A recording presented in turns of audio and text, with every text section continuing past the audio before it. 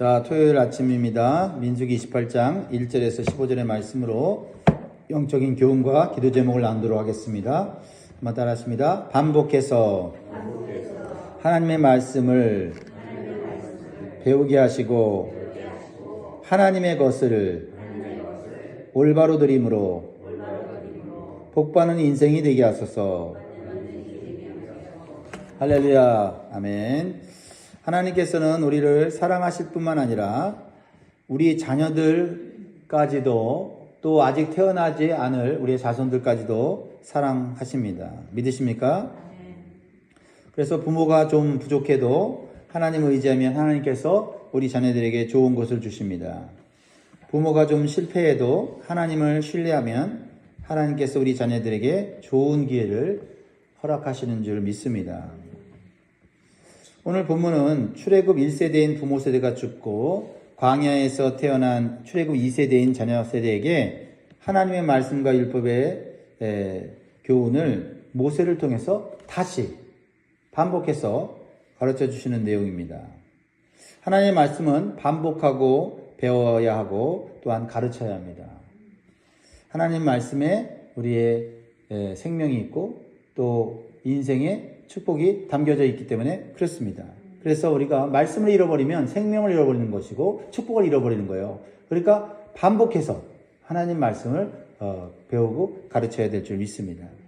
그래야 하나님과 올바른 관계를 맺고 하나님께 주시는 은혜와 축복을 받을 수 있게 되는 것입니다. 지금 출애굽 2세대는요. 가나안 땅을 들어가기 직전에 모압 평지에 있어요. 그렇다면 가나안에 들어가서 가나안 땅과 가나안 족속들을 정복하기 위해서 상식적으로 먼저 해야 될 게 뭐죠? 그것은 그들을 정복하기 위해서는 군사훈련을 해야 되는 거예요. 그렇죠? 그래야 전쟁에서 이길 거 아닙니까? 그런데 하나님께서는 모세를 통해서 전쟁 준비, 군사훈련을 말씀하지 않으시고 하나님께 드리는 제물과 제사에 대해서 말씀하시는 거예요. 뭔가 상황과 맞지 않은 그런 말씀을 하시는 거지요. 이것은 인간의 생각과 하나님의 생각은 다릅니다. 앞으로 수많은 전쟁을 치러야 하는 이스라엘 백성들이 가장 중요한 것이 무엇인지를 깨닫게 하시려는 거예요. 그것은 하나님의 백성에게 있어서 전쟁의 승패는 군사력에 달려있는 것이 아니라 하나님의 능력에 달려있다라는 것입니다. 그래서 전쟁의 승패는 하나님께 달려있다면 전쟁을 잘하기 위해서 인간적인 노력과 군사훈련을 한 것이 아니라 하나님을 경배하고 전쟁의 승패를 좌지우지하시는 하나님을 신뢰하고 하나님을 먼저 예배하는 그러한 자세를 갖추는 것이 그 어떤 훈련보다도 중요하다라는 것을 가르쳐 주시는 것입니다. 할렐루야. 그렇습니다. 군사훈련보다 어떤 인간적인 노력과 수고보다 앞서야 되는 것은 예배를 올바로 드리는 법이 가장 중요하다라는 것을 우리가 배워야 되고 우리 자녀 세대에게 가르쳐야 될 줄 믿습니다. 그래서 하나님께 예배를 정성껏 드리는 법을 우리가 말씀을 통해서 배워야 합니다. 우리의 방식이 아닌 하나님의 방식으로 예배 드리는 법을 배워야 한다라는 것입니다. 자, 2절 같이 읽어볼까요? 2절 시작. 이스라엘 자손에게 명령하여 그들에게 이르라. 내 헌물, 내 음식인 화제물, 내 향기로운 것은 너희가 그 정한 시기에 삼간에게 바칠지니라. 자, 하나님을 예배함에 있어서 가장 중요한 첫 번째 알아야 될 교훈은 뭐냐면 하나님의 것이 있다는 거죠. 예배 드리면 복받아? 라고 하는 그런 공식이 아니라 먼저 우리가 기억하고 깨달아야 될 것은 하나님의 것이 있다라는 의식을 가지고 예배하고 하나님을 기쁘게 해드려야 된다라는 것입니다. 자, 여기 보세요. 하나님이 이스라엘 자손에게 명령하여 그들에게 이르라. 내 헌물, 누구 헌물? 내 헌물. 내 음식, 누구 음식? 내 음식. 내 향기로운 것. 내 것이 있다는 거예요. 내 것이 있다는 거예요. 자, 사실 이 세상의 모든 것은 하나님 것입니다. 그럼에도 불구하고 하나님 것을 바치라고 하는 것은 무엇을 의미할까요?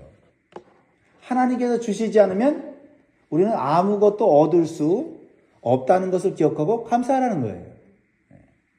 그리고 하나님 것을 구별하여 드림으로 모든 것을 주시는 분이 하나님이신 것을 기억하도록 하신다라는 것입니다. 무엇보다도 하나님께서는 드리는 자와 사랑의 관계를 맺고 더욱 많은 축복을 주시려는 것입니다. 사랑은 서로 주고받을 때 더욱 풍성해지는 것입니다. 그런데 우리가 감사해야 될 건 뭐냐면 하나님의 것을 가지고 다시 드리는 방식으로 요구하셨다라는 거예요. 우리의 것은 아무것도 없는데 하나님께서 새로운 것을 만들어서 드리라고 하면 드릴 것이 없습니다. 그렇죠? 다 하나님의 은혜로 하나님이 주셔서 살아가는데 하나님이 내가 너희를 축복할 때니 너희가 만들 수 있는 것, 너희가 가지고 있는 것들을 가지고 나한테 섬겨라 그러면 어떡하겠어요? 드릴 수 없는 거죠.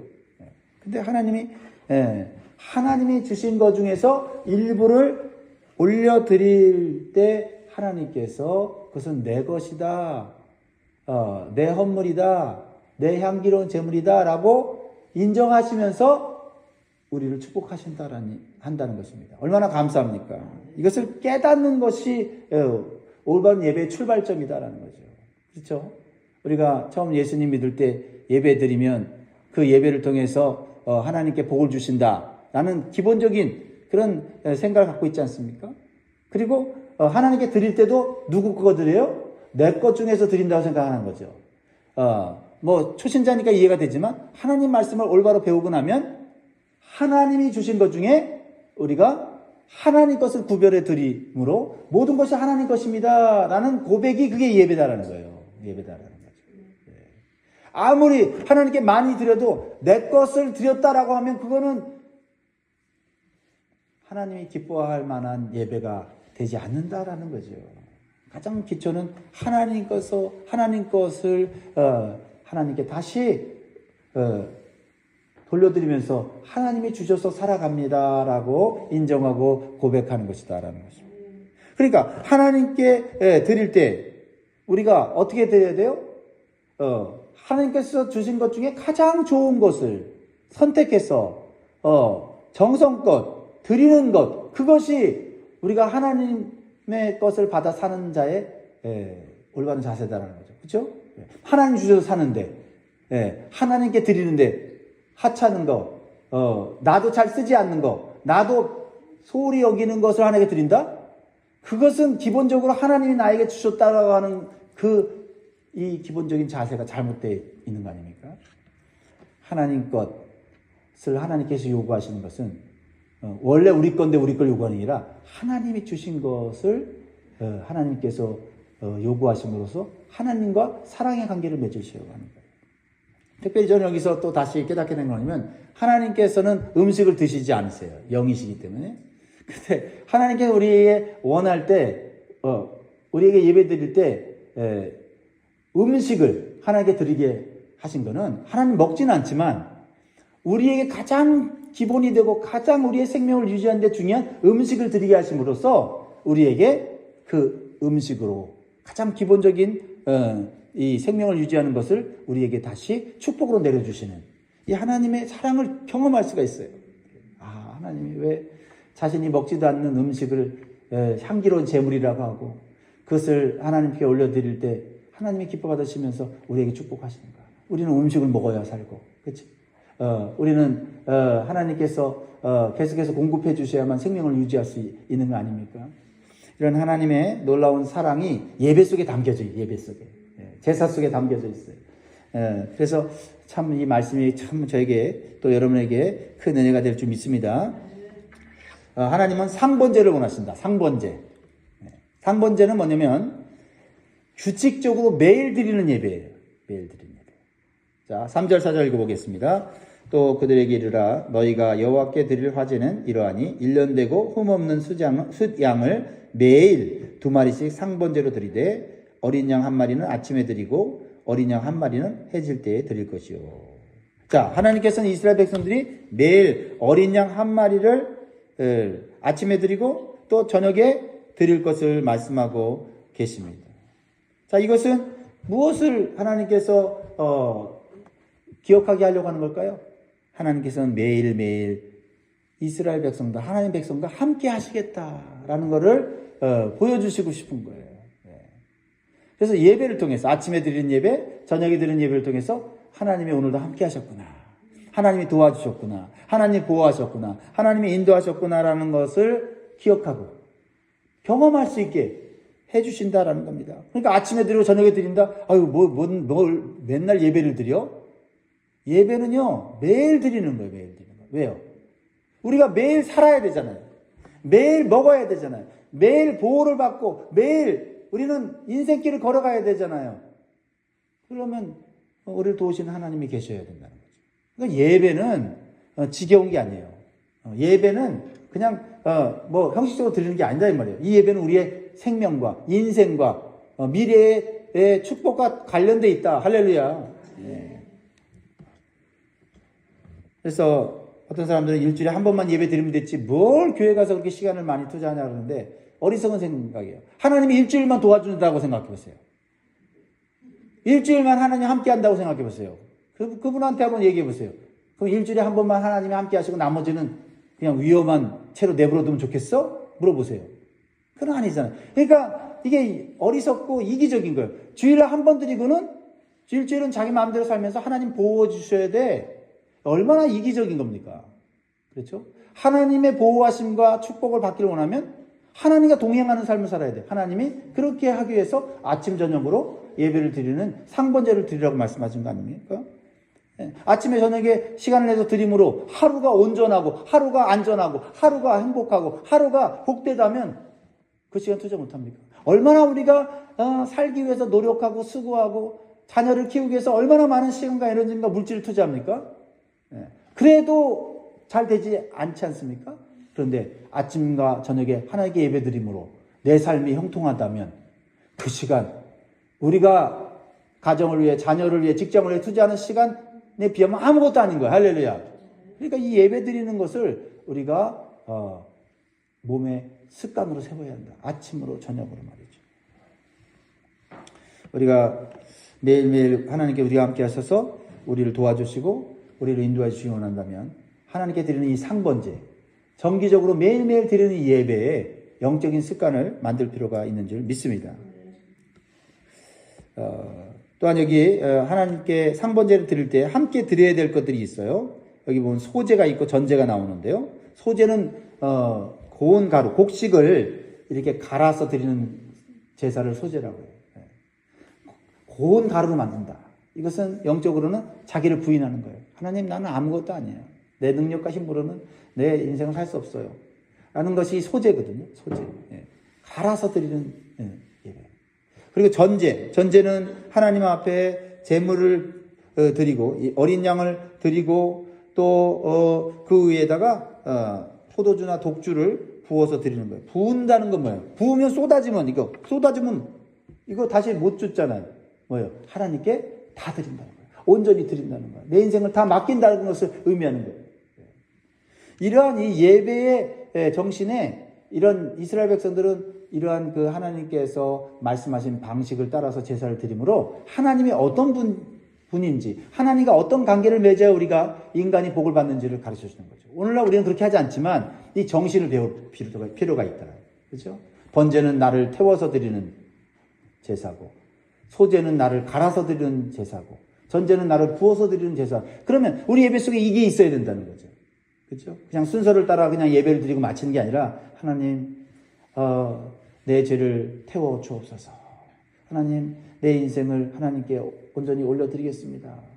하나님 나의 죄를 하나님 가루로 만들어 버리시고 내 욕심 내 이기심을 주님 가루로 만들어 버리시고 하나님을 기쁘시게 하는 예배가 되기를 원합니다. 하나님 이런 하나님에 대한 이 믿음과 고백이 있어야 된다라는 것입니다. 할렐루야. 사랑하는 성도 여러분, 매일매일 우리와 함께 하시고 도와주시는 하나님을 기억하고 날마다 하나님을 예배하는 삶이 되기를 주의 이름으로 축원드립니다. 또한 안식일을 기억하여 예배하라고 말씀하시죠. 가나안 땅에 들어가서 너희들이 해야 될 일은 안식일을 지키고 예배드려야 된다. 9절 10절을 보세요. 안식일에는 1년 되고 흠없는 숫양 2마리와 고운 가루 10분의 2에 기름 섞은 소재와 그 전제를 드릴 것이니 이는 3번제와 그 전제 외에 매 안식일에 번제니라. 자, 하나님께서는 왜 안식일을 지키도록 하십니까? 안식일은 하나님께서 이 세상을 6일 동안 창조하시고 7일째 되는 날 안식하셨습니다. 그래서 이 안식일에는 사람들이 아무 일도 하지 않게 하셨어요. 뭐만 하게 하셨어요? 오직 창조주 하나님만 기억하고 예배하도록 하셨다라는 거죠. 왜요? 우리의 생명이 누구로부터 왔다? 하나님께로 왔다고 하는 것을 기억하는 날이 있어야 한다는 거예요.